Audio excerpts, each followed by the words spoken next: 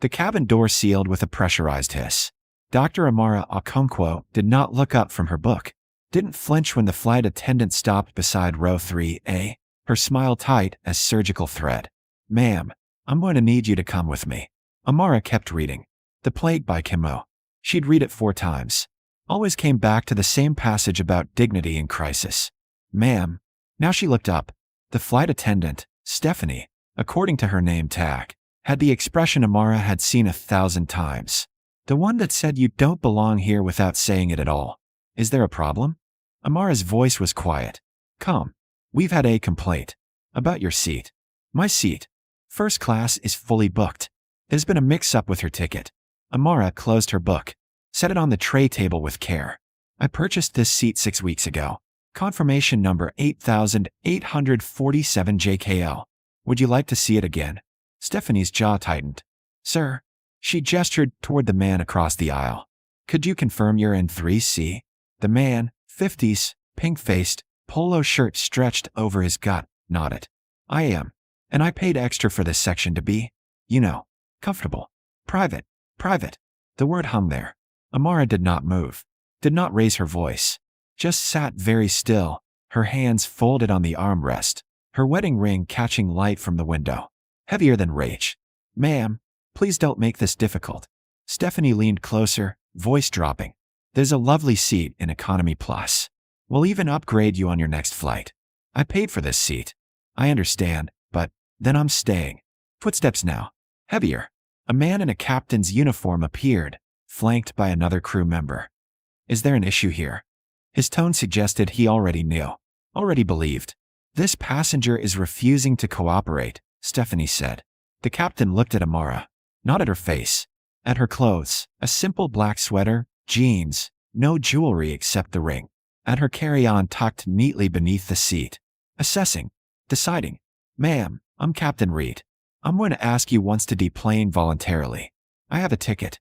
Tickets can be refunded. We have the right to refuse service." "On what grounds?" He didn't answer that.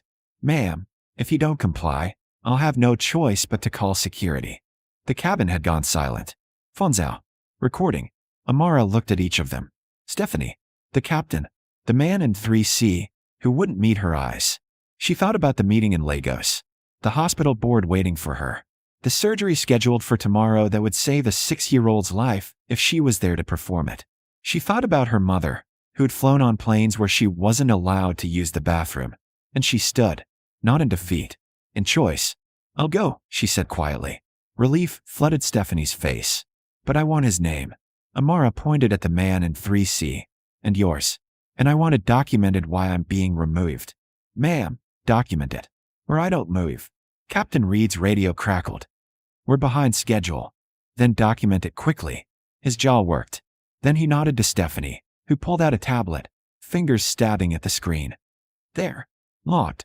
Now please." Amara picked up her bag, her book, walked toward the exit with her head high and her spine straight, past passengers who wouldn't look at her, past the man in 3C who suddenly found his phone fascinating.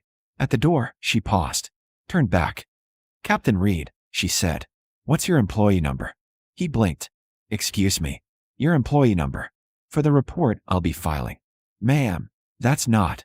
It's public information. I can find it myself. Just thought I'd ask." Something flickered across his face. Uncertainty maybe. But he said nothing. Amara descended the jet bridge alone, her footsteps echoing in the hollow space between the plane and the terminal, and she did not cry, did not shake. She walked to the gate desk, where a young agent looked up, startled. "I need to file a formal complaint," Amara said. Okay. Let me get the form, and I need the contact information for your corporate headquarters." CEO's office. The agent's fingers froze on the keyboard. "Ma'am, I don't think, please." Something in Amara's voice made her comply. 3 minutes later, Amara had a printed form, a business card, and a direct number she'd never need to call. Because she had others. She walked to the window overlooking the tarmac. Watched the plane, her flight, push back from the gate.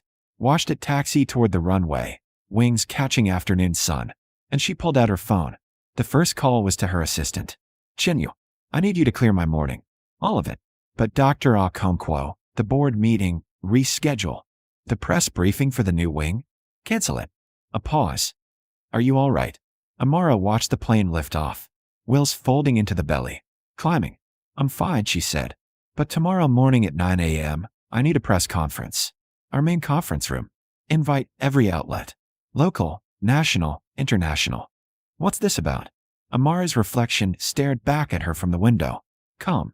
Unbothered. Accountability, she said. And she hung up. The video went viral by midnight. Not the whole thing, just 47 seconds. Amara standing. The captain's face. The man in 3C looking away. And her final question. What's your employee number? By 2 a.m., Skyway Airlines was trending in 6 countries. By dawn, it had 15 million views. Amara didn't watch. She was already awake, dressed, sitting in her home office in Silver Spring, Maryland, reviewing documents her legal team had sent over. Flight manifest. Passenger complaints filed in the last 18 months. Patterns. So many patterns. Her phone buzzed. A text from her husband Marcus, who'd stayed behind with their daughter. Saw the news. Are you okay? She typed back. I'm fine. Tell Zara I love her. She wants to know if you're going to sue them. Amara smiled. Her daughter was 11. Sharp as surgery. Something better, she replied. Another buzz. Chinyu. Press conference is set. CNN confirmed. BBC. Al Jazeera. Local news. They're all asking what it's about. They'll find out. At 7 a.m., Amara's lawyer called. They want to settle, David said without preamble. Skyway's legal team reached out an hour ago. Full refund, formal apology, vouchers. No. Amara, I don't want vouchers, David. I want testimony. Under oath. I want discovery. Every complaint like mine from the last 5 years. That's possible. You told me yourself. Pattern and practice. Civil rights violation. Silence. Then, you're not just suing. No. You're going scorched earth. I'm going public. Another pause. They're going to fight back. Discredit you. Dig into your past. Let them dig. Because there was nothing to find. No arrests. No deaths. No scandals. Just a woman who'd flown first class on a ticket she'd purchased and been removed because someone complained about her presence. At 8:30 a.m., Amara arrived at the offices of the Okonkwo Foundation. The building was sleek. Modern. 10 stories of glass and steel in downtown D.C., funded by the fortune her grandfather had built in Nigerian oil and her family had redirected toward healthcare infrastructure across West Africa. The foundation operated 43 hospitals, funded 12 medical schools, provided free surgery to children with congenital heart defects, like the 6-year-old waiting in Lagos. Amara was the CEO, had been for 7 years, and Skyway Airlines had no idea. The press conference was scheduled for 9. By 8:50, the lobby was packed. Cameras, reporters, security struggling to maintain order. Shinyu met Amara at the elevator. They're asking if this is about the video. It is. Are you suing? Yes. For how much? Amara smiled. That's not the story. At exactly 9 a.m., she walked into the conference room. No podium, just a table. Her lawyer on one side, her publicist on the other. Cameras flashed.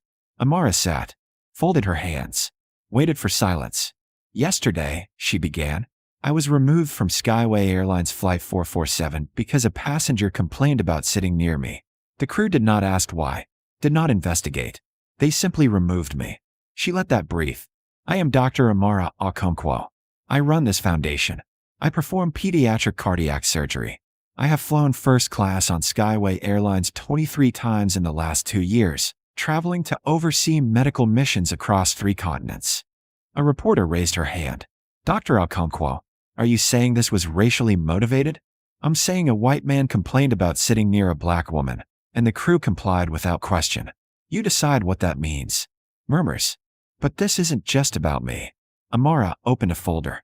In the last 18 months, Skyway Airlines has removed 14 passengers from flights under similar circumstances. 12 were people of color. 9 were women. None were refunded without filing formal complaints. She slid a document across the table. This is public record. FAA complaints. Lawsuits settled quietly. Patterns. CNN's correspondent leaned forward. What do you want, Dr. Okonkwo? Accountability. Full investigation. Policy reform. And an apology, not to me, to every passenger they've humiliated. Will you sue? Yes. For how much? Enough to matter. Another voice. Skyway CEO issued a statement this morning. He says this was a misunderstanding. That Captain Reed acted on his own judgment. Amara's expression didn't shift. Then Captain Reed should testify. Under oath. Along with every crew member who thought removing a paying passenger was acceptable. She stood. One more thing. The room quieted.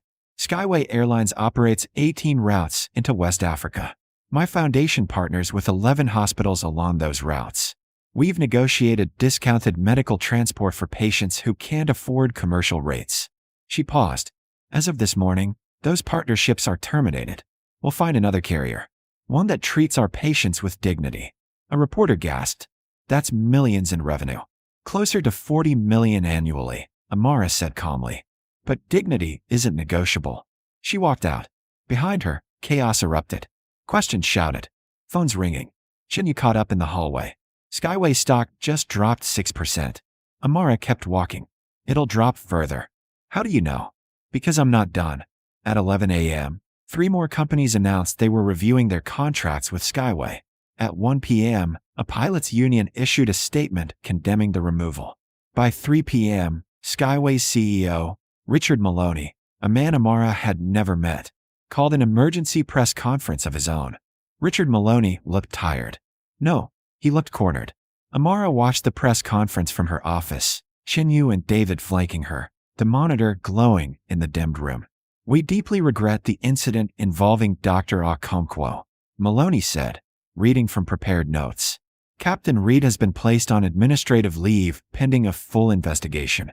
We are committed to diversity and inclusion. Turn it off, Amara said. Shinyu obeyed. They're scrambling, David said. Stock's down 19% now. Partners pulling out. The board's in crisis. Good. Amara. David turned to face her. They're going to offer you a settlement. A real one. 7 figures. Public apology. Policy changes. Ticket. You've made your point. Have I? You've cost them hundreds of millions. Their reputation is shredded. What more do you want?